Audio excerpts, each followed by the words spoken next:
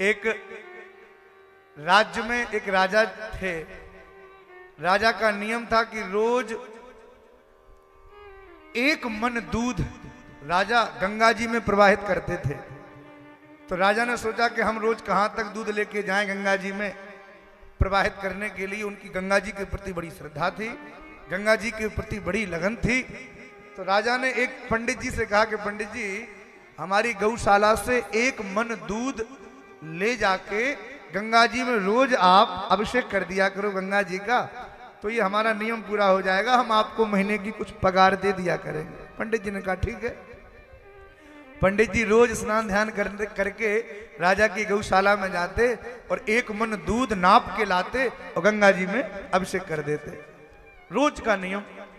एक दिन पंडित जी राजा के यहां से दूध लेके आए, अपने घर में दूध धर दिया, गंगा जी में जाने की तैयारी थी।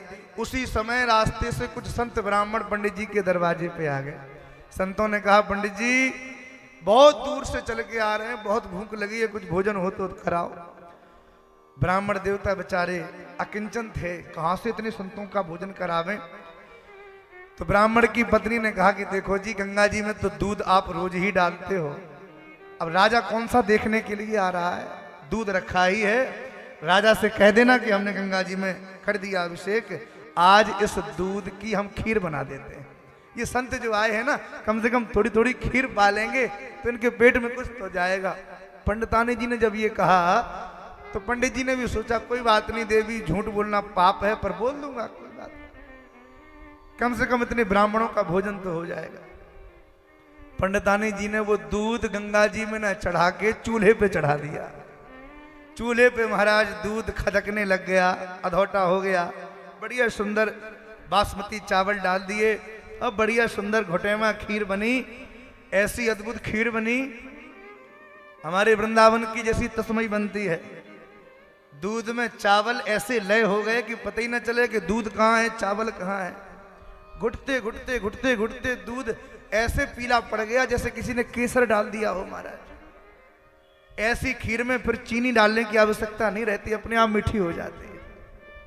और ऐसी अद्भुत खीर में जब थोड़ा मेवा पिस्ता बादाम डल जाएं और बढ़िया सुंदर ठंडा करके और पात्र में धर के भगवान के सामने भोग लगाया जाए और भोग लगा के फिर संतों को पवाया जाए, तो संत जब ऐसी खीर को पाएंगे ना, तो पवाने के बाद हाथ जोड़ के ये कहना नहीं पड़ेगा कि महाराज आशीर्वाद दो। ऐसी खीर पाके तो उनके रोम रोम से आशीर्वाद प्रकट होता है। सुंदर खीर बनाई और संतों को ब्राह्मणों को महाराज पंडित जी ने पवा दी। जैसे ही इधर तो खीर पवाई, रात्रि के समय राजा के सामने मां भगवती गंगा जी प्रकट हुई सपने में। और गंगा जी ने सपने में जाके राजा से कहा कि राजन, आज वास्तव में तुम्हारे द्वारा दिया गया दूध हमें अच्छे से प्राप्त हुआ है।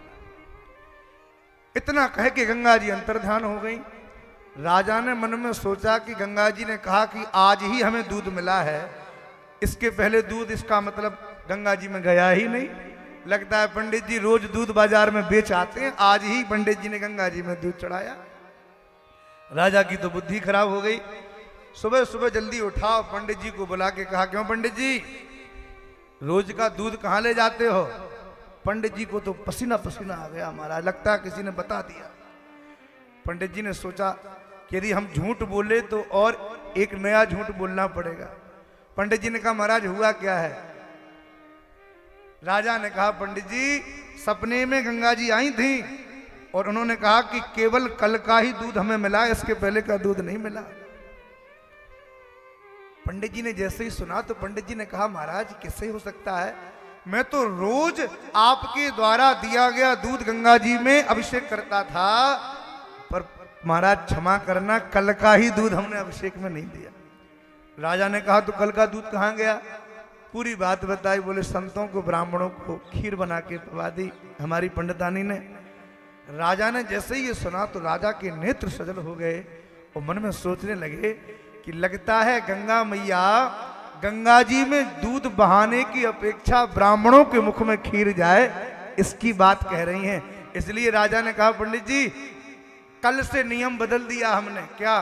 बोले कल से 2 मन दूध लेके जाओ, 1 मन दूध की खीर बना के ब्राह्मणों को पवाओ और 1 मन दूध गंगा जी में बहाओ। ये हमारी आज्ञा है, क्योंकि ब्राह्मणों के मुख में पाने के बाद ही भगवान के मुख में खीर पहुंच रही है। इसलिए संतों को, ब्राह्मणों को कभी भोजन की चिंता करनी ही नहीं चाहिए।